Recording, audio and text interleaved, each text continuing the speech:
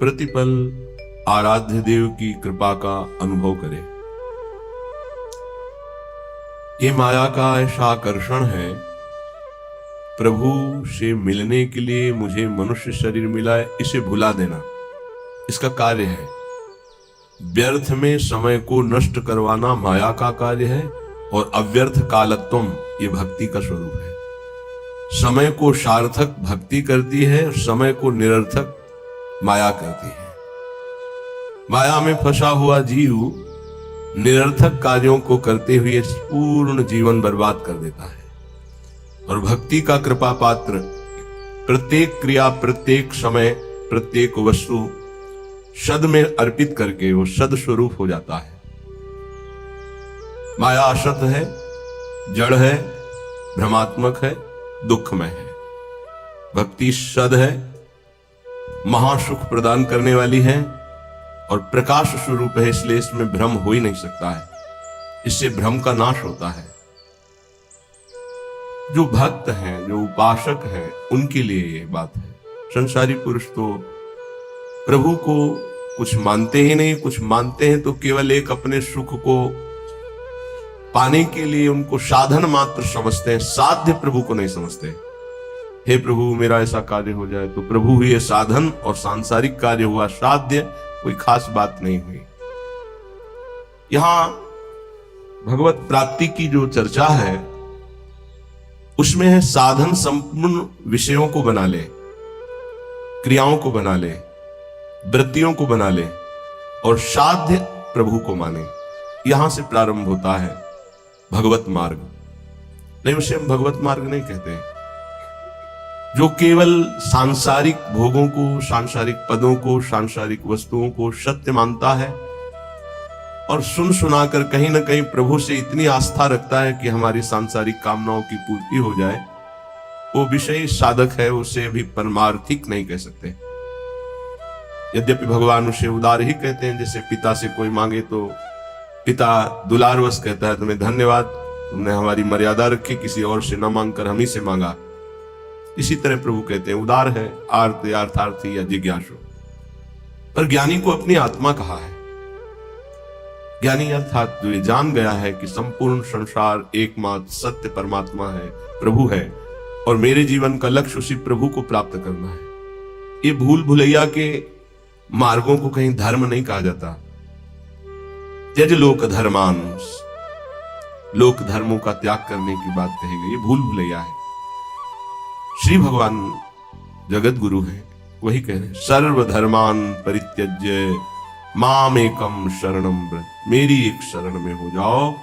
मनुष्य जीवन का लाभ शरण में हो जाना है। शरणागति का तात्पर्य है तदर्पिता अखिलाचारिता तद्विस्मरणेन परम व्याकुल देती। एक एक आचरण प्रभु के अनुकूल हो और निरंतर प्रभु का स्मरण हो। स्मरण में थोड़ा भी विस्मरण बर्दाश्त न हो, यही जीवन का परम लाभ है। यही जीवन का परम लाभ। ये बड़े बड़े सिद्ध संतों की बात है। स्मरण हमारे जीवन की परम उपलब्धि है। निरंतर स्मरण, ये सिद्धावस्था की तरफ पदार्पण हो रहा है। सिद्धावस्था आवागमन से मुक्त, प्रभु के नजदीक निरंतर सेवा, रूप रस, प्रेम रस, इसका रसास्वादन करते हुए अनंत काल तक महासुख में डूबना। श्रीपाद प्रबोधानंद जी महाराज कह रहे हैं, आप अपने द्वारा अपना नाश मत कीजिए।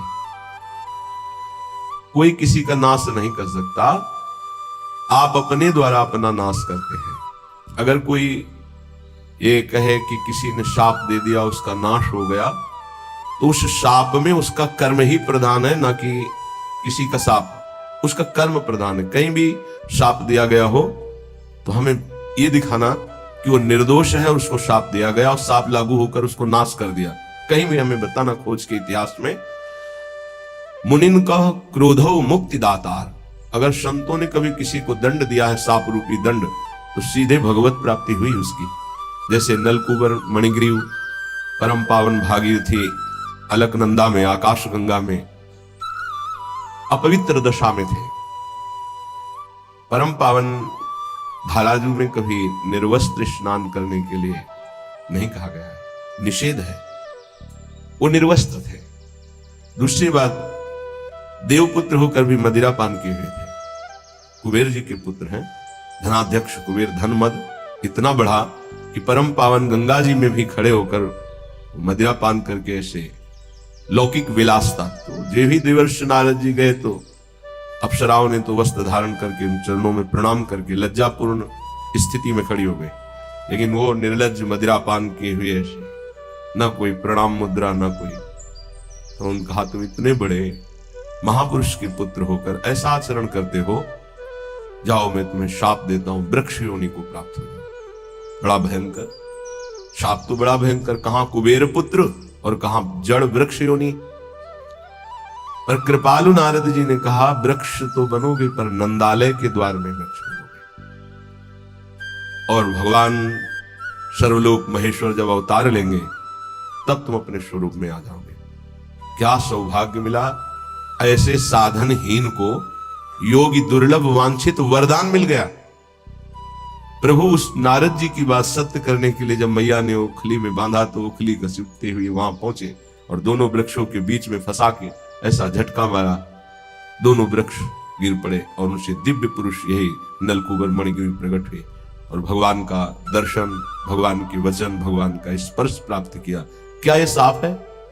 विचार करो, ये शाप नहीं है तो वरदान से भी श्रेष्ठ है।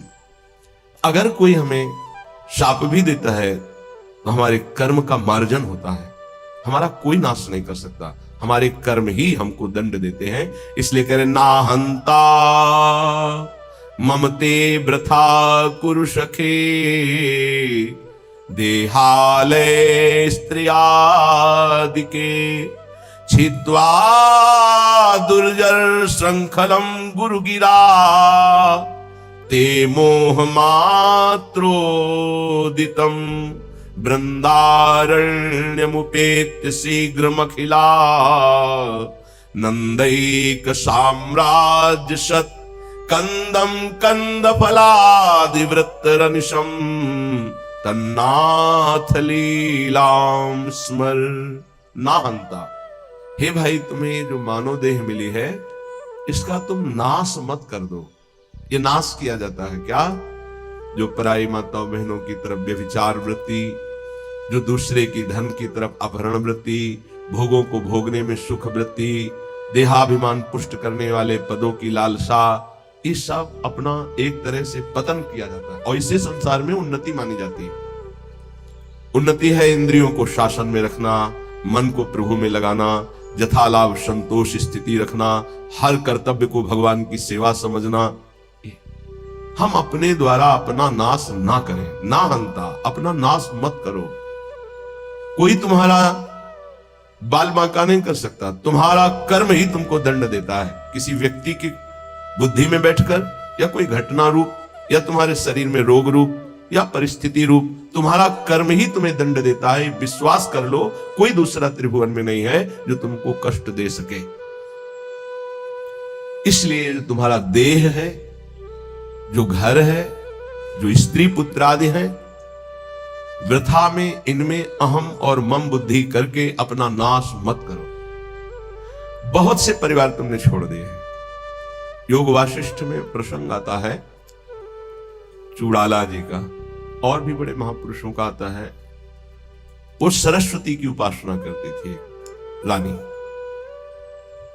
जब उसके पति युद्ध में मारे गए राजा तो बहुत विकल हुई, तो अपनी प्रिय सखी सरस्वती जी का स्मरण किया, आकाश स्थित हो गई और उसने कहा मेरा सहयोग करो, मैं इस समय बहुत व्यथित हूं, मुझे ऐसा ज्ञान प्रदान करो जिससे मैं अपने पति के वियोग को सह सकूं। मुस्कुरा दिया सरस्वती जी ने और कहा तुम मुझे अपनी सखी कहती हो, फिर दुखी हो रही हो। कितने तुमने परिवार छोड़े तुम्हें पता है? बोले नहीं, मुझे तो यही लग रहा है मैं पहली बार जन्म लिया हूं, ये मेरा पति है ऐसा। आओ, तो उनका सूक्ष्म शरीर उनके साथ हो गया, स्थूल वहीं गिर गया। कितने जगह ले गई, ये देखो पूर्व जन्म के तुम्हारे अमुक अमुक नाती पोता परिवार, ये देखो यहाँ तुम पिता थे, यहाँ तुम पुत्र थे, इस घर में तुम अमुक थे, याद आ रहा है तुम्हें? तो सरस्वती जी ज्ञान देती जब हाँ हाँ हाँ। अब इनका कोई परिचय तुमसे है नहीं, ऐसे उस जीव का तुमसे कोई परिचय नहीं है। वो कुछ समय के लिए केवल तुम्हारा पति, बहुत बड़ी ज्ञानी सिद्ध महापुरुष योग वाशिष्ठ में बड़ी विशुद्ध चर्चा ज्ञान की है। ज्ञान मोह का नाश करता है। उसका मोह नष्ट हो गया। ये जो हमें मिला हुआ परिवार है केवल भगवत प्राप्ति के लिए मिला हुआ है। गृहस्थ धर्म और विरक्त धर्म अलग अलग मर्यादा है। पत्नी पुत्र परिवार आदि की सेवा रूपी परम धर्म करके नाम जप करते हुए भगवत प्राप्ति करनी है। शरीरों में मोह नहीं करना है, आंतरिक बैठे हुए प्रभु से अपनापन करना है। यहां प्रभु से कोई मतलब नहीं, केवल शरीरों से प्यार किया जा रहा है, इसीलिए दुर्गति हो रही। वृथा में अपना नाश स्वयं मत करो। एक अहमता ममता ये जग में है दुखदाई, ये जब श्री जी की ओर लगे तो होत परम सुखदाई। इसलिए तात मात सुतदार देह में मति अर्जय मतिमंदा। अय मतिमंद, तू अभी समझ नहीं पा रहा, तेरे समय को केवल नष्ट किया जा रहा है। ना तेरी कोई पत्नी, ना कोई पुत्र है, ना कोई तेरा कोई सगा संबंधी है। ये केवल माया का नाटक है। एक ही सच्चिदानंद विराजमान शरीरों में है, जिसे तू जान नहीं पा रहा, और शरीरों का अलग अलग अहमता ममता से संबंध करके पुनरपि जननम पुनरपि मरणम की व्यवस्था कर रहा है। हे भाई, यदि गुरुदेव के चरणों की आराधना करो और उनके वचनों को मान लो तो तुम्हारे मोह का नाश हो जाएगा। जहां मोह नष्ट हुआ तो आप जो लिखा हुआ वही आपको अनुभव में आएगा। श्रीपाद कह रहे हैं, छित्वा दुर्जन श्रृंखलम, ये बहुत कठिन श्रृंखला है जिसको कोई काट पावे। जैसे कोई हथकड़ी और बेड़ियों से जकड़ा हो तो कदम नहीं मार सकता, ऐसे ही मोह की बेड़ियों से, अहमता की हथकड़ियों से ऐसा जकड़ा हुआ जीव है कि सत्संग सुन रहा है, समझ में भी कुछ कुछ आ रहा है, पर फिर वो इतना बंधन है कि वो निकल नहीं पा रहा। इसीलिए गोपीजनों से कहा कि जिन बेड़ियों को काट पाना बड़े बड़े योगियों के लिए कठिन है, तुम उन बेड़ियों को काट कर केवल हमसे प्रेम करती हो। मैं तुम्हारा ऋणी हूं, भगवान श्री कृष्ण चंद्र। इसीलिए बड़े बड़े परमहंस गोपी चरण रज की वंदना करते हैं, क्योंकि कहीं कोई राग नहीं है, न पति से, न पुत्र से, न घर से, केवल श्री कृष्ण अनुराग, मुरारी पादार्पित चित्त वृत्ति। छित्वा दुर्जन श्रृंखलम, ये हथकड़ी बेड़ी कैसे कटेंगी? तो कह रहे हैं, गुरु गिराते मोह मात्रोदितम। गिरा वाणी, गुरुदेव की वाणी के अनुसार चलने से ही मोह का नाश हो सकता है, और कोई उपाय नहीं। बंदो गुरुपद कंज कृपा सिंधु नर रूप हरि महामोहतम पुंज जासु वचन रवि कर निकल। महामोह रूपी अंधकार का नाश करने के लिए गुरुदेव के वचन सूर्य के समान है। मोह मात्रोदितम, केवल मोह मात्र में तुम फंसे हुए हो, और इस मोह का नाश गुरुदेव के अक्षरशः वचनों के अनुसार चलने पर होता है। इन दुर्जर बेड़ियों को काट करके भगवत प्राप्ति करना। ना हंता, तुम अपने नाश करने वाले मत बनो। अन्य योनियों में तुम कोई भी साधना नहीं कर सकते, कुछ भी अपना कल्याण नहीं कर सकते हो। हे भाई, यदि तुम्हें मृत्यु लोक में बहुत साम्राज्य सुख मिल जाए तो भी वो केवल एक स्वप्न है। मृत्यु होने पर सब छूट जाएगा, फिर अन्य योनियों में जाना पड़ेगा। इसलिए शीघ्र वृंदावन आ जाओ, सत्संग सुनो, बिहारी जी राधा वल्लभ जी के दर्शन करो, रजरानी में बैठकर कुछ नाम जप करो और प्रार्थना करो धाम से, धामी श्यामा श्याम से, कि संसार के कार्य धर्म पूर्वक करते हुए आपका सदैव नाम जपते हुए जीवन की शाम हो जाए। बस मेरी जीवन की पूर्णता हो, आपके आज्ञानुसार कर्तव्य कर्म करते हुए, नाम जप करते हुए, आपका स्मरण करते हुए प्राण छूटे। बस चाहे जहां छूटेंगे प्राण, आप भगवत प्राप्त होंगे। यदि नाम जप चल रहा है और धर्म पूर्वक आचरण है तो तुम संसार से विजयी हो जाओगे। ना कुरु मिथ्या देह गेहाद्यपेक्षाम मृतिमखिल पुमर्थ भ्रंशिकाम विद्धि मूर्धनि चल चल सुहृदद्यैवाभिमुखे न वज्रादपि चहृदि कठोरः श्रील वृंदावनस्य। ना कुरु, मत कर, गंदे काम मत कर। तुम्हारी बुद्धि ऐसी मलिन हो जाएगी कि न शास्त्र वचन सुनाई देंगे, न संतों के वचन तुम्हें सुनाई देंगे। सुनते हुए भी तुम उनका उपहास करोगे, उनकी बात नहीं मानोगे, ऐसी गंदी बुद्धि हो जाएगी। सच्ची मानिए, भगवान की कितनी विशुद्ध कृपा होती है जब मानव देह मिलता है। उसमें भी परम कृपा होती जब सत्संग मिलता है।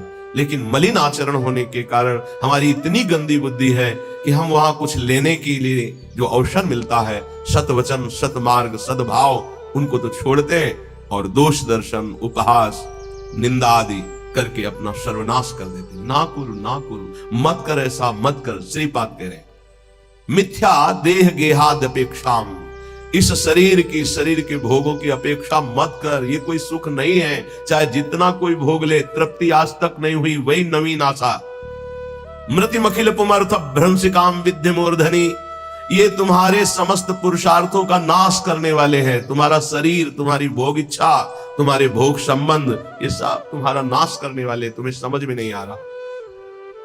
मृत्यु तुम्हारे सिर पर खड़ी है। मृत्युमखिल पुमर्था भ्रंशिकाम विद्य मूर्धनि, तुम्हारी बुद्धि को भ्रष्ट कर दिया इस मोह ने, संसार की सुख बुद्धि ने, और मृत्यु तुम्हारे सर पर खड़ी केवल समय का इंतजार कर रही। हे बंधु, आज ही इस बात को समझ लो। देखो इतना विचित्र माया का जाल है। एक ऋषि है, तपस्या परायण जंगल में है, इतने कामासक्त होते हैं कि दिन में वो सहवास करना चाहते हैं, तो उन्होंने मृग और मृगी रूप धारण कर लिया तपोबल से, और सहवास कर रहे थे। महाराज पांडु ने देखा कि ये मृग है, तत्काल बाण संधान किया, मारा, एक ही बाण में दोनों बिंध गए।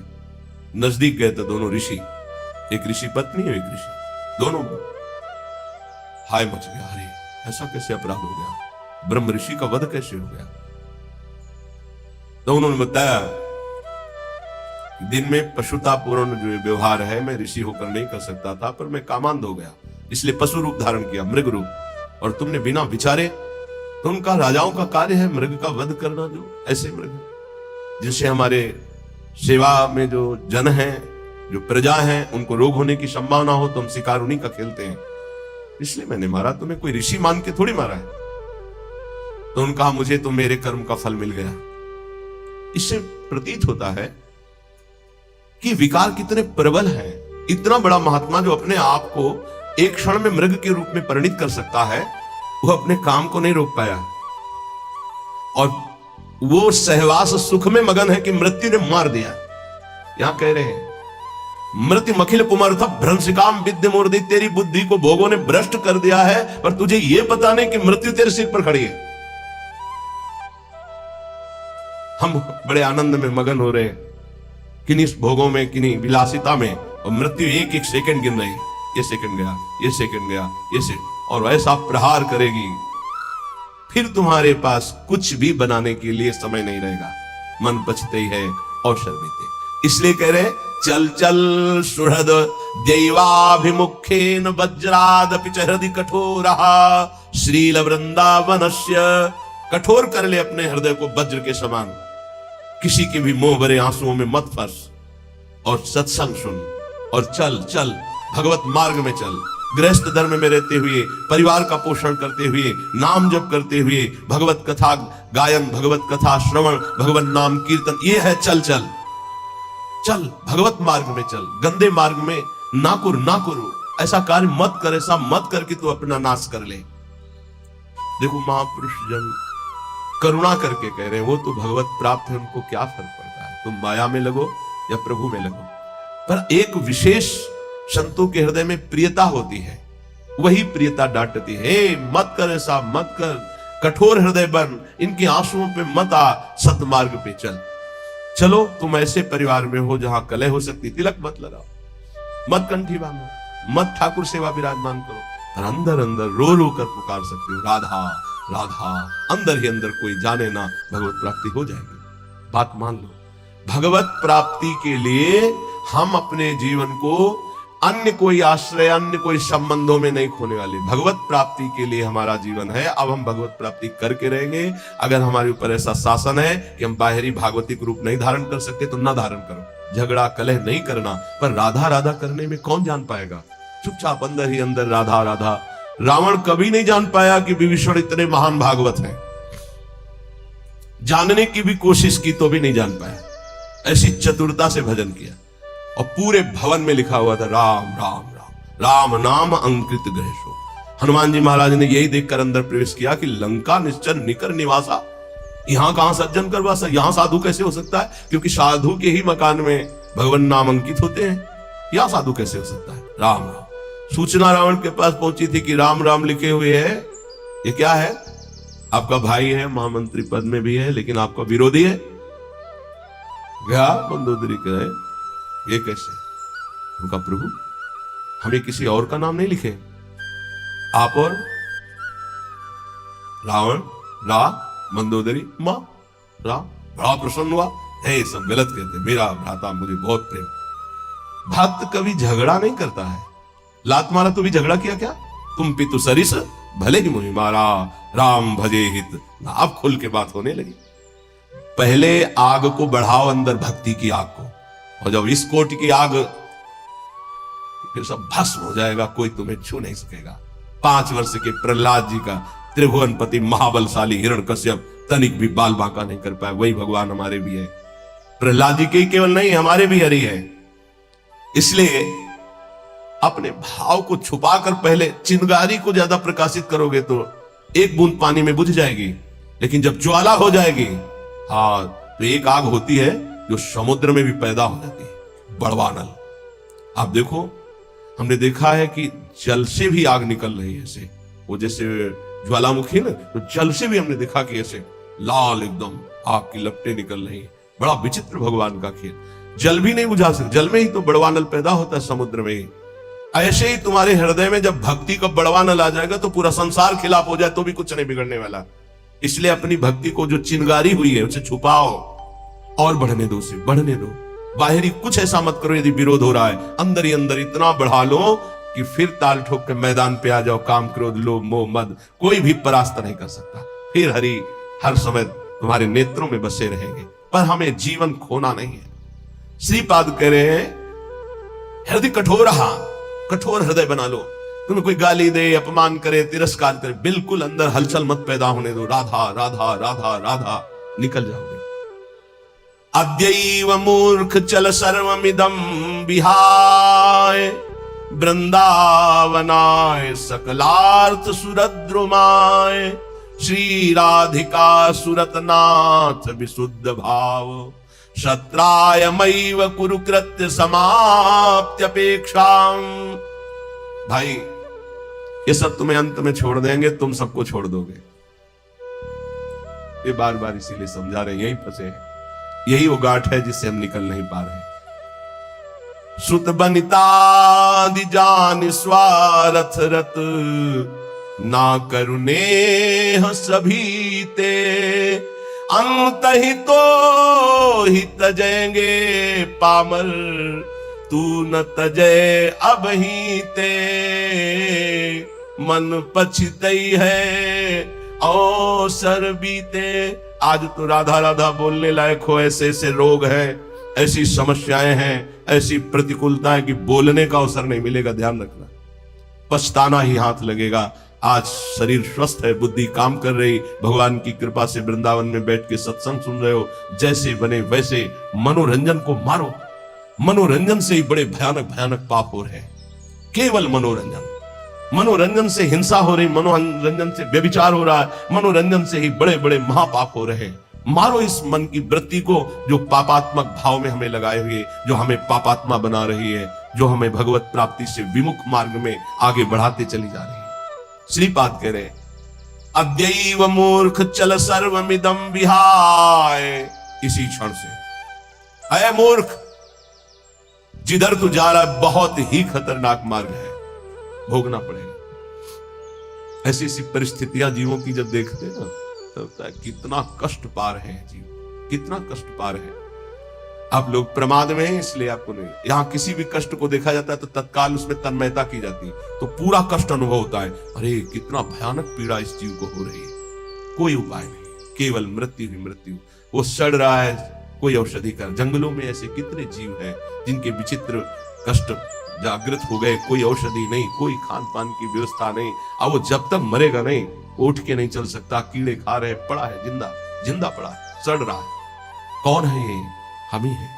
हमारे कर्म बिगड़ गए तो ऐसे जीव बन गए, ऐसे ऐसे हो गए।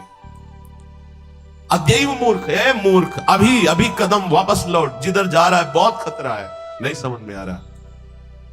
बहुत विचित्र गति माया की है। देख रहा है कि इसने गलत किया और ये दुर्गति को प्राप्त हो रहा है, देख रहा है, यही देख रहा है, अमुक की ऐसा ऐसा सर्वनाश हो गया, तो वही कर्म तुम भी कर रहे हो, तो क्या तुम्हारे लिए दूसरे भगवान है क्या? तुम्हारे लिए दूसरा न्यायाधीश है क्या? तुम्हारे लिए दूसरा विधान लगेगा क्या? वही लगेगा। इसलिए ना हंत, अपना नाश मत कर। अद्यैव मूर्ख चल सर्वमिदं विहाय। ये जिधर तू जा रहा उधर से कदम वापस कर भगवान की तरफ, प्रभु की तरफ कदम। जे भी प्रभु की तरफ कदम मोड़ोगे, बस इन दो बातों से बच जाओ तो मार्ग बिल्कुल दृढ़। पहला, भय या प्रलोभन, तुम्हें रोका जाएगा या भारी सुख सुविधा देके या भारी दुख दुविधा देके। अगर कदम नहीं रुके तो फिर दूसरा एक आंतरिक घबराहट पैदा होती है बेमतलब की। ये केवल साधु समागम से मिटती है, ये अच्छे अच्छे इसी घबराहट से वापस हो जाते हैं। इस मार्ग में चलना संतों के वचन से प्रारंभ होता है, संतों के वचन से ही मध्य और संतों के वचनों से ही पूर्णता होती है। अन्यथा ये मार्ग बहुत ही एकांतिक और गुप्त है। यद्यपि ये निर्भय मार्ग है, पर आसपास इतना भयावह है कि निर्भय मार्ग में कदम नहीं रख सकते, क्योंकि आसपास दृष्टि। इस मार्ग में चलने वाला आसपास नहीं देखता, नीचे देखता है तो निर्भय चला जाता है, और आसपास देखेगा तो इतना भय है कि आगे कदम नहीं बढ़ा सकता। कह रहे सकलार्थ सूरत द्रुमाए, समस्त चाहों को पूर्ण करने वाला कल्पतरु है श्रीधाम वृंदावन। श्री राधिका सूरतनाथ विशुद्ध भाव, श्री प्रिया प्रीतम का विशुद्ध प्रेम रस प्रदान करने में समर्थ है वृंदावन। एक बार ही आ जाओ, यहाँ की रज में लौट जाओ, यहाँ एक बार परिक्रमा कर जाओ, एक बार सत्संग सुन जाओ, तो तुम्हारे जीवन के रजिस्टर में एक ऐसी वस्तु जमा हो गई जो तुम्हें नरक नहीं ले जाने देगी, तुम्हारी दुर्गति नहीं होगी। मान लो, अद्यैव मूर्ख चल सर्वमिदं विहाय वृंदावनाय, सकलार्थ सुरत द्रुमाय, श्री राधिका सुरतनाथ विशुद्ध भाव, सत्रायुमैव कुरु कृत्य समाप्त अपेक्षा। किसी अन्य की अपेक्षा मत रखो। प्रभु और प्रभु के जन दो ही हैं ऐसे जो आपका परम हित कर सके। नहीं, स्वार्थ लाग करे सब प्रीति, सुर नर मुनि सबकी यह रीति। स्वार्थ रहित जग जुग उपकारी, तुम तुम्हार सेवक असुरारी। भगवान और भगवान का प्रेमी भक्त, ये दो ही ऐसे जो स्वार्थ रहित जगत का मंगल करते हैं, नहीं तो सब स्वार्थ वशात ही प्रेम करते हैं। तो कह रहे हैं कृत्य समाप्त अपेक्षाम, किसी और की अपेक्षा खत्म करो। भजिबे को दो ही भले, कह हरि कह हरिदास, या तो प्रभु और या प्रभु के प्रेमी जन। पूज्य परमहंस श्री राम कृष्ण देव जी, अमृतमय उनकी वाणी। अय उपासक, तुम कभी किसी से वाद विवाद न करो। बहुत अमृतमय वचन है, बहुत ही ऊंची स्थिति के महापुरुष हमारे भारत की शोभा है। थे नहीं कह रहा हूं, है, क्योंकि महापुरुषों की वाणी ही महापुरुषों का स्वरूप है। वाणी विराजमान है अर्थात महापुरुष विराजमान है। पूज्य श्री परमहंस शिरोमणि श्री रामकृष्ण देव जी। उपासक, वाद विवाद मत करो। जिस प्रकार तुम अपने इष्ट देव को, अपने धर्म को दृढ़ विश्वास के साथ पकड़े हुए हो और महान मानते हो, ऐसे ही कोई दूसरे धर्म का उपासक अपने इष्ट देव को और अपने धर्म को महान मानता है। इसलिए तुम अपने धर्म को महान करके दूसरे को नीचा दिखाने वाला वाद विवाद मत करो। कितना सुलझा हुआ स्वरूप महापुरुषों का। केवल वाद विवाद से तुम अपने धर्म और इष्ट देव को खो दोगे। दूसरे धर्म की निंदा करके, दूसरे के इष्ट देव की अवहेलना करके तुम अपने इष्ट देव और धर्म को खो दोगे, क्योंकि परमात्मा एक है और वही सब धर्मों का धर्म गुरु है, वही सब धर्मों का इष्ट है। परमहंस शिरोमणि श्री रामकृष्ण देव जी के वचन। किसी की निंदा अवहेलना नहीं करनी। एक बार एक महात्मा किसी नगर में से होकर जा रहे थे। संयोग वशात एक दुष्ट आदमी सामने से आया और वो क्रोधित होकर पीटने लगा। बहुत मारा महात्मा को, मूर्छिता हो गए महात्मा, इतना मारा। बहुत दुष्ट स्वभाव के भी हो। वो जमीन पर गिर गए। मारने वाला चला गया। कुछ श्रद्धालु आए, उनकी बड़ी सेवा की। जब होश में आए तब पूछा, महात्मा जी किसने मारा आपको? बोले, जिसने सेवा की उसी ने मारा है। जिसने सेवा की? वो कहा, महाराज आप तो मूर्छित थे, हम लोगों ने तो सेवा की है। बोले, बस जिसने सेवा की उसी ने मारा, दूसरा नहीं मार सकता। महात्मा जी ने कहा, जिसने मुझे पीटा वही सेवा कर रहा है, जो सेवा कर रहे हैं इन्होंने ही पीटा है। वो तो बड़े घबरा गए कि महात्मा पागल है क्या।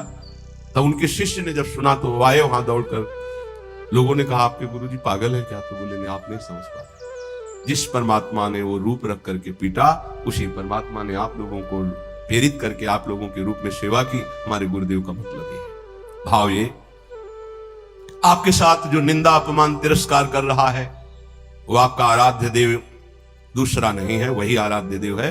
तुम्हारे किसी कर्म का मार्जन कर रहा है, ध्यान रखना। अब आगे बिल्कुल सुलझी हुई एक एक बात है। सच है कि उस दुष्ट में भी परमात्मा है, सच है कि व्याघ्र में भी परमात्मा है, पर हम महात्मा को तो गले लगा सकते हैं लेकिन व्याघ्र को, सिंह को गले नहीं लगा सकते। ऐसे ही हम मानते हैं कि दुष्ट में परमात्मा है, पर दुष्ट पुरुष में विद्यमान परमात्मा को केवल भाव द्वारा प्रणाम करके उससे संभाषण और संग कदापि उचित नहीं है। जैसे सर्प में भी परमात्मा है, सिंह में भी परमात्मा है, तो उसे गले नहीं लगा लेंगे। एक एक चेष्टा, एक एक वचन अमृत है। अगर ये धारण कर लोगे तो आपका भजन बचेगा और पचेगा और बढ़ेगा। एक किसान खेत में दिन भर पानी भरता रहा। जब सायंकाल हुआ तो उसमें पानी एक चुल्लू भी नहीं टिका। वो बहुत परेशान हो गया। मेड़ ज्यों की त्यों सब ठीक थी। फिर उसने देखा तो चूहों ने छेद कर रखा था जगह जगह, कई जगह मेड़ में। वो छेद से बाहर जा रहा था। उपासक समझे, पूरा जीवन साधना करते हो जाता है लेकिन साधन संपत्ति एक चुल्लू भी नहीं बचती। किनकी? जिनके इंद्रिय रूपी चूहों ने छेद कर दिया है हृदय रूपी घर में। क्या? कभी ये भोग, कभी वो भोग, कभी वो भोग। जो अपनी इंद्रियों को भोगों के संयोग में मनोरंजन करते हैं और साधना भी करते हैं तो पूरे जीवन की शाम हो जाती है, पर उनके हृदय रूपी खेत में एक चुल्लू भी साधन नहीं बचता, सब क्षीण हो जाता है। रामकृष्ण देव परमहंस जी कह रहे, जब उपासक इंद्रियों के बिलों को बंद कर देता है, फिर कीर्ति की इच्छा उसके अंदर जागृत होती है, तो मेड़ टूट जाना होता है। अगर मेड़ टूट गई तो भी बड़ी जल्दी धारा बाहर निकल जाएगी खेत से जल की। कीर्ति की चाह उत्पन्न होती कि मेरा यश हो जाए, गई जीवन की भजन संपत्ति। कीर्ति की चाह में गई कीर्ति भजन को छीण कर देती है। यदि आपके अंदर चाह नहीं हो, इष्ट के द्वारा कीर्ति होती, जैसे सेवक जी महाराज कह रहे हैं, जय जय श्री हरिवंश नाम गुण गाई है। उसके लिए कहा कि बिस्तरे सब जग विमल की रति साधु संगति। विमल की रति वो उसके भजन का नाश करने वाली नहीं होगी, क्योंकि इष्ट के द्वारा होती है। कीर्ति की चाह मानो उस किसान की मेड़ टूट जाना है, अर्थात उस साधक का बांध टूट जाना है साधना का। अब उसके आगे उपाधियां लगनी शुरू हो जाती है। ये बड़ा उपद्रव है उपाधियां। सरकार, भगवान, अवतार, न जाने क्या क्या, ये बिल्कुल नहीं स्वीकार करना चाहिए, बिल्कुल स्वीकार नहीं। सरक जाओगे सरकार के हाथ से। बहुत माया विचित्र है, बहुत विचित्र, बहुत सावधान। महापुरुषों की बातें हैं। अब साधक की जहां कीर्ति रूपी मेड़ टूटी, बंधे घाव हो गया, वहां से ये बालू का बांध है। ईश्वर की जितनी आराधना चिंतन सब गया, वो अपनी कीर्ति का स्मरण करके वो भूलना शुरू हो गया। प्रभु का अहंकार जो मिटाना था वो फिर बढ़कर वैसे ही तैयार हो गया। इसीलिए जन्म भर उपासक को सावधान रहना चाहिए, ना इंद्रियों की विलासता और ना कीर्ति और ना किसी तरह की सिद्धि की वृत्ति। सिद्धि भी बहुत बाधक होती है, भगवत प्राप्ति में बहुत बाधक। मन की बात जान, दुनिया का सब एक से एक अलग अलग क्षेत्र सामने का, एकाग्र दृष्टि से देख के संकल्प कर हिल नहीं सकता एक कदम। जैसा चाहे जितना हो उसकी आज्ञा का पालन करेगा ही करेगा। ऐसी बहुत सी, तो गुरुजनों की कृपा से इन खाइयों को नांगा जाता है। बिल्कुल दैन्य, बिल्कुल दैन्य। भरी सभा में नीच पुरुष द्वारा पिट जाने पर भी किसी भी तरह का कोई भी भागवतिक प्रभाव न प्रकट करना, साधारण आदमी की तरह शांत एकदम, यह असाधारण क्षमता होती है। क्यों सह जाए सामने वाला जब इतना कर रहा? भगवान ने हमको तेज दिया, बल दिया है, क्यों सह जाए? बोले एक भाई अपने मुखौटे को लगाकर सिंह का और अपने घर में गया तो घर वाले एकदम भयभीत हो गए, लेकिन उसकी बहन ने उसको मुखौटा लगाते हुए देखा था। वो नजदीक गई और मुखौटे में थप्पड़ चल उतार के रख दिया। रामकृष्ण परमहंस देव जी के समझे ये कोई निज जन, निज संबंधी देख पाएगा कि इन मुखौटों में और कोई नहीं, मेरा प्रिय है, प्रीतम है, दूसरा कोई नहीं। ये जो गाली दे रहा है, जो अपमान कर रहा है, जो पीट रहा है, वो मेरा प्रीतम है जिसकी मैंने आराधना की है। वो किस लिए पीट रहा है? जैसे कुम्हार अपनी मटकी को पीट के देखता है, ठीक है, खरी है, कहीं से फूटी नहीं है, मजबूत है, इतना वार सह सकती है, तैयार हो। भगवान ऐसा लीला करते हैं, पक्का अपनी मटकी को बजवाते हैं, बड़े जोर से बजाते हैं, जैसे कुंभकार बाजार में मटकी रखता है, सिक्के से बजाता है, हाथ से बजा के दिखाता है, फिर कहता है इतने रुपए की है। ऐसे भगवान अपने भक्त को विश्व में दिखाते हैं, देखो कितना सहनशील है। मुखौटा कोई भी हो सकता है, ध्यान रखना, मुखौटा कोई भी हो सकता है, पहचानना आपको है। घर वाले भयभीत हो गए, लेकिन बहन भयभीत नहीं हुई, क्योंकि उसने देखा मेरा भाई मुखौटा लगा रहा सिंह का। ऐसे ही संबंधी जो भगवत संबंध, दास से सख्य वात्सल्य कांता सहचरी, वो जान रहा है कि मेरा प्रीतम में मुखौटा लगा के बदल के आया है और मुझे गाली दे रहा, मेरा अपमान कर रहा है। नहीं, मैं डरने वाला नहीं, मैं समझ गया मेरा प्रीतम, कोई भी भय उसे स्पर्श नहीं कर सकता। एक दिन एक सरकारी आदमी पिस्तौल रखता था और बहुत विलंब से आया। पत्नी ने कहा तुम इतना विलंब से क्यों आए? रोज तो इतने समय आ जाते थे, इंतजार करते इतना समय। उसका समय हो जाता है। कैसे हो जाता है? बोले ऐसे हो जाता है। पिस्तौल निकाली, गोली भरी और उसकी कनपट्टी में लगाई।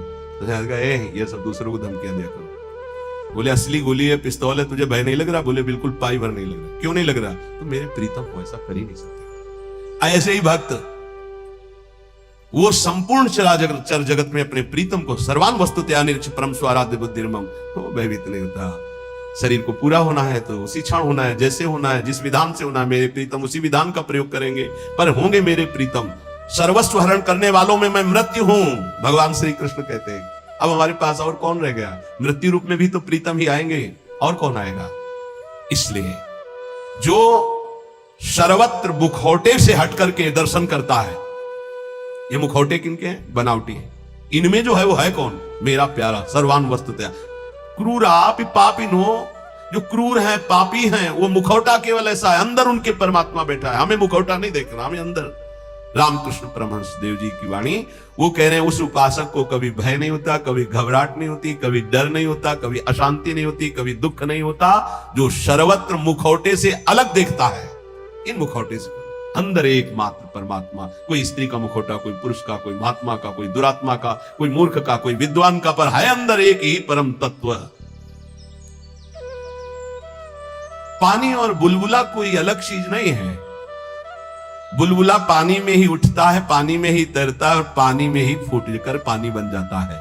ठीक ऐसे ही परमात्मा में ही जीवात्मा प्रकट होता है, परमात्मा में ही रहता है, परमात्मा में ही लीन हो जाता है। जीवात्मा कोई अलग चीज नहीं। जैसे पानी का बुलबुला पानी से ही प्रकट हुआ, पानी में ही रहता है, पानी में ही फूटकर पानी बन जाता है, ऐसे ही कोई स्वतंत्र नहीं है, उसी परमात्मा में विराजमान। अगर इतना जान लो तो तुम परमात्मा स्वरूप ही हो, ये परमहंस जी कह रहे।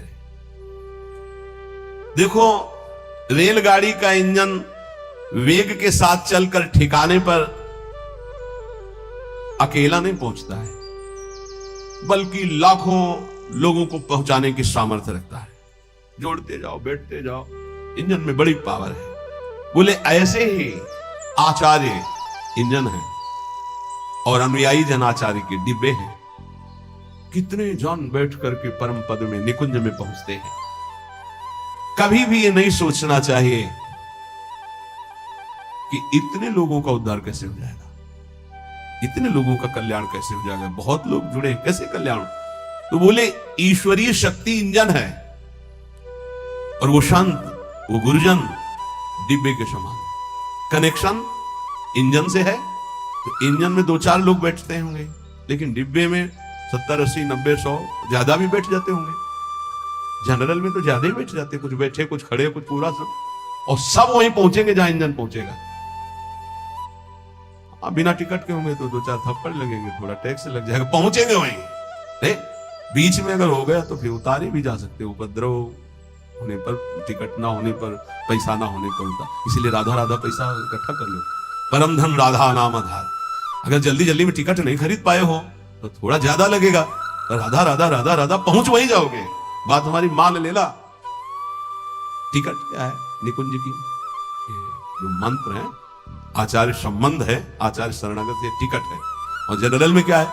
राधा राधा राधा राधा राधा राधा, जैसे सब जप रहे हैं। तो बैठ सब गए हैं गाड़ी में, बीच में तुम्हारी चेकिंग भी होगी। बोले जल्दी में खरीद तो नहीं, पहले के लिए एक राधा नाम की कीमत में पूरा त्रिभुवन बिक जाएगा। जो जांच करने वाले हैं वो कौन है? श्री जी के पार्षद ही है। ऐसे थोड़ी होता है कि आप श्री जी के पास सीधे डायरेक्ट पहुंच जाओ, ऐसा। तो राधा नाम जहां है ना तो सीधे। और जिनको सौभाग्य से कहीं ये जो निकुंज के गुप्त मंत्र मिल गए हैं, तो दुर्भाग्य है कि उनके अंदर ठसक ना आवे, नहीं तो पास हो चुका है निकुंज का, पास मिल चुका है मन। सच्ची मानिएगा, सौभाग्य दुर्भाग्य में आप बदल रहे हैं कि आप मंत्र का चिंतन नहीं कर रहे हो, विषय चिंतन कर रहे हैं। रेलगाड़ी के इंजन में उतने लोग पार नहीं हुए जितने डिब्बे में बैठकर वहां पहुंच जाते हैं। अर्थात आचार्य और आचार्य परंपरा, आचार्य के तो विशेष विशेष कुछ पार्षद हैं, लेकिन आचार्य परंपरा में लाखों ऐसे महापुरुष हो गए कि करोड़ों को श्री जी के पास पहुंचा दिया, श्री जी में तन्मय करा दिया। राजहंस कभी पानी, वो दूध पीकर पानी को छोड़ देता राजहंस। ऐसे ही जो उपासक है, जो संत है, जो भगवत प्रेमी महात्मा है, तो माया और ब्रह्म दोनों मिले हुए हैं एक में। वो केवल ब्रह्म, केवल परमात्मा तत्व को और जल को जैसे छोड़ देता है, दूध पी के जल को छोड़ देता है, ऐसे ही वो माया के विकारों को छोड़कर परमात्मा स्वरूप में स्थित हो जाता है। दैवी संपदा का महान सुख उसके हृदय में जागृत हो जाता है, जो माया के विकारों पर मुक्ति प्राप्त कर लेता है।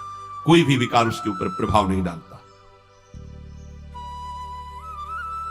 हाथी को खुला छोड़ दे तो मनमानी आचरण करके वृक्षों को उखाड़ता है, तोड़ फोड़ शुरू कर देता है। लेकिन जब महावत अंकुश पर अंकुश प्रहार करता है तो घुटने के बल हाथी हो जाता है। ऐसे ही ये मन मत वाला हाथी है, जिसने इसको स्वच्छंद छोड़ दिया है, सब तोड़ फोड़ कर देगा, धर्म विरुद्ध आचरण करेगा। महावत है उपासक, हाथी है मन और अंकुश है ज्ञान। प्रहार पे प्रहार करके उसको घुटने के बल अर्थात मन को अधीन कर लिया, तब वो शांत चित्त परमात्ममय हो जाता है। मन ही भगवान का स्वरूप बन जाता है। इंद्रियाणाम मनश्चास्य, पर पहले अंकुश की मार देनी पड़ेगी, छोड़ना नहीं। इसको छोड़ दिया तो तोड़फोड़ मचा देगा। मत वाला ये हाथी है मन, किसी के अंकुश से, केवल ज्ञानांकुश, जो नाम मंत्र मिला खूब जपो, इसी से मानो तुम्हारे अंकुश की धार तीक्ष्ण होगी, इसी से तुम्हारा मन बस में होगा, दूसरा कोई उपाय नहीं। कल एक साधक प्रश्न कर रहे थे एकांतिक में, मैं जानता हूं ये नहीं करना चाहिए फिर भी करता हूं, क्यों? दो बात। पहली बात, तुम में आध्यात्मिक सामर्थ्य खो चुकी है, जान करके भी तुम उसको रोक नहीं सकते क्योंकि बलहीन हो। और दूसरी बात, तुम्हारी सुख बुद्धि उसमें है, जरूर ये कहते हो मुंह से कि नहीं करना चाहिए, पर अंदर है कि इसमें सुख है। इन दो बातों के कारण तुम भ्रष्ट होते रहते हो। तो हमको पहली बात बलवान करनी है कि हमारे अंदर नाम बल आवे, तो दूसरी बात अपने आप हट जाएगी, सुख बुद्धि हट जाएगी। पहले नाम जप करके अपने को बलवान बनाइए। समस्त विकारों को नष्ट करने का मैं तुम्हें एक सरल उपाय बताता हूं।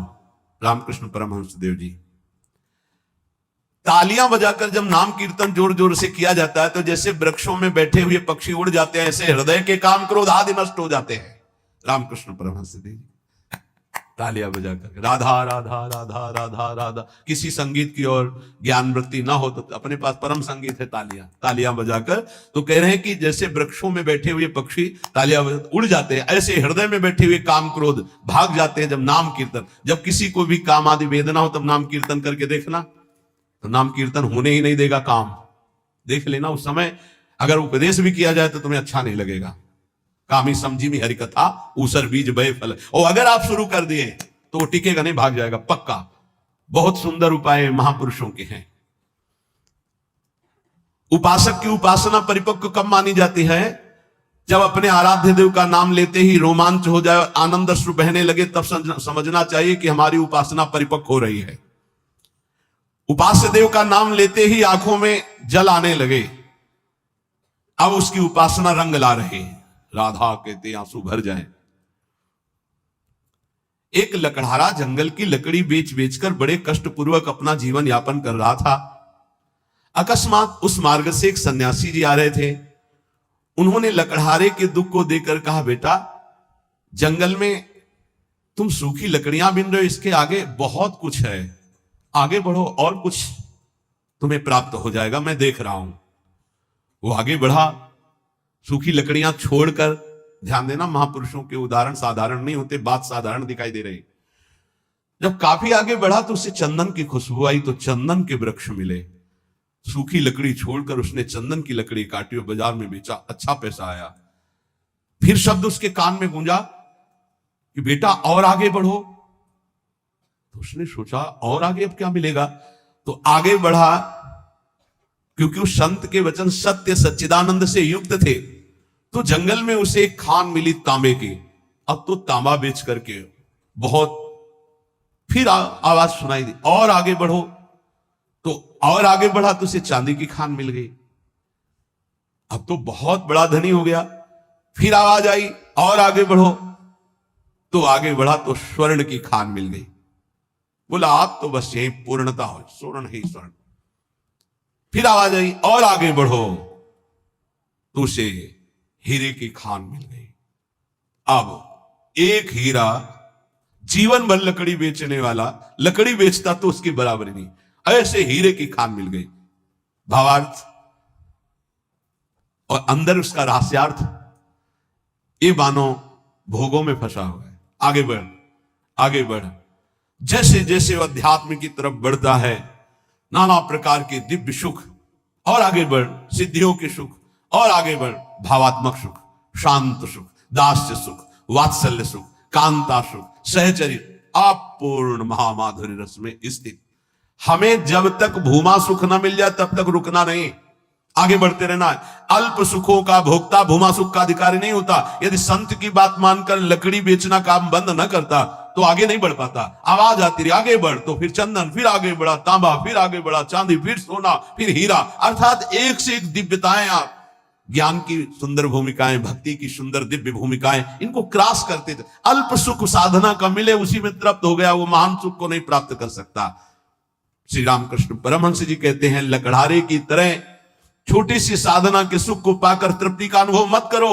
ज्ञान का समुद्र लहरा रहा है आध्यात्मिक क्षेत्र में, और उस ज्ञान के परम धनी बनकर स्वयं भगवत स्वरूप हो जाओगे। देखो, एक छोटे पौधे की रक्षा उसके चारों ओर घेरा बना करके की जाती है, नहीं तो बकरी चर जाएगी। और वही पौधा जब बड़ा हो जाता है, वृक्ष रूप हो जाता है, तो सैकड़ों बकरियों का पेट भर जाएगा, उसकी छाया में रहेंगे, उसका कुछ नहीं बिगड़ेगा। ऐसे ही जब भक्ति का छोटा अंकुर निकले तो कुसंग रूपी बुरी संगति रूपी बकरी से बचना। बकरी का चरा हुआ छोटा पौधा किनगा बहुत ही मुश्किल देता है, क्योंकि डंठल भर रह जाता है, वैसे चुन लेती है। अर्थात यदि बुरी संगति हो जाए नए भगत को तो पूरी भक्ति को ही वो नाश कर देगा, पूरा का पूरा नाश कर देगा। तो आप देख लो, आंखों के सामने दिखाई देता है। जब तुम्हारे हृदय में भक्ति, तो साधु संगति रूपी बाढ़ के अंतर्गत रहना। साधु संगत करे अनुदिन राति, अर्थात संतों के वचनों में केवल रहना, बस दूसरे की बातें मत सुनना, नहीं तो वो बकरी है, चल जाएंगे, किनगा भी नहीं निकलेगा दोबारा भक्ति का। ऐसे कितने उदाहरण जीवन में देखे हैं कि बड़े भाव से चलना चाहते थे, लेकिन भारी कुसंग हो गया, नष्ट हो गए, भारी कुसंग। जब वही भक्ति वृक्ष रूप हो जाएगी तो हजारों लोग नीचे आनंदित होकर विश्राम करेंगे, कुछ फर्क नहीं पड़ता, फिर निंदकों का कोई प्रभाव नहीं पड़ता। पर पहले भक्ति को वृक्ष रूप बढ़ने दो। ये कुवासना में लिप्त भोगी पुरुष, संसारी पुरुषों का संग जहर है। अगर इनका संग हुआ तो भक्ति का पौधा नष्ट हो जाएगा, ध्यान रखना। ये दुर्जन भेजे जाएंगे तुम्हारे पास, दुर्जन जो भक्ति को नष्ट करने वाले हैं, पर तुम इनका संग मत करना तो तुम्हारी भक्ति वृक्ष रूप हो जाएगी। बहुत जोर से प्रभाव पड़ता है दुर्जनों का। भगवान का भरोसा और विघ्न अपने आप नष्ट हो जाते हैं, पर बड़े भयानक प्रलोभन, बड़े भयावह दृश्य संसार के ऐसे उपस्थित होते। तो कह रहे हैं कि ये तुम्हारे पास भेजे जाएंगे, भगवान से प्रेरित होकर भेजे जाएंगे, वो भेजेंगे। अब क्या भूमिका है, अब क्या भूमिका है? देखो, पत्थर चाहे सैकड़ों वर्ष पानी में पड़ा रहे, पर उसमें अग्नि उत्पादक शक्ति नष्ट नहीं होती। घर्षण करोगे पत्थर को तो अग्नि प्रकट कर देगा। ऐसे ही भक्त जब अपने हृदय में भगवत चिंतन की रगड़ करता है तो अनंत जन्मों से हम विषय रूपी पानी में पड़े रहे, लेकिन हमारे अंदर दिव्य शक्ति है, हम उसे जागृत कर सकते हैं। रामकृष्ण परमहंस जी कह रहे हैं, तुम जितना नाम स्मरण करोगे तो तुम्हारे हृदय में घर्षण शक्ति से एक आध्यात्मिक बल प्रकट होगा। जैसे कई बार सत्संग में का अगर ध्यान दिया हो, दो लकड़ियों के घर्षण से जैसे अग्नि प्रकट हो जाती है, ऐसे ही जवान और नाम के घर्षण से आध्यात्मिक शक्ति प्रकट होती है। राधा राधा राधा राधा राधा। जैसे सैकड़ों वर्ष पत्थर जल में पड़ा रहे तो इसका मतलब नहीं कि उसके घर्षण से चिंगारी नहीं होगी। ऐसे सैकड़ों जन्मों से मैं विषयों में पड़ा रहा हूं, इसका मतलब यह नहीं कि मेरे अंदर आध्यात्मिक शक्ति उत्पन्न करने की सामर्थ्य नहीं रह गई। मैं भगवान का अंश हूं, आज जागूंगा तो आज मैं परमात्मा प्राप्त हो जाऊंगा। आज हम में वो सामर्थ्य है, हम अपनी सामर्थ्य को जागृत करें। कैसे? नाम जी है जपी जागहि जोगी। नाम जप करके हम जगते हैं, हम अपनी शक्ति को जागृत करते। नाम, ईश्वर का नाम जितना तुम जपोगे उतना ही हृदय प्रफुल्लित होकर महान पावर से युक्त हो जाएगा।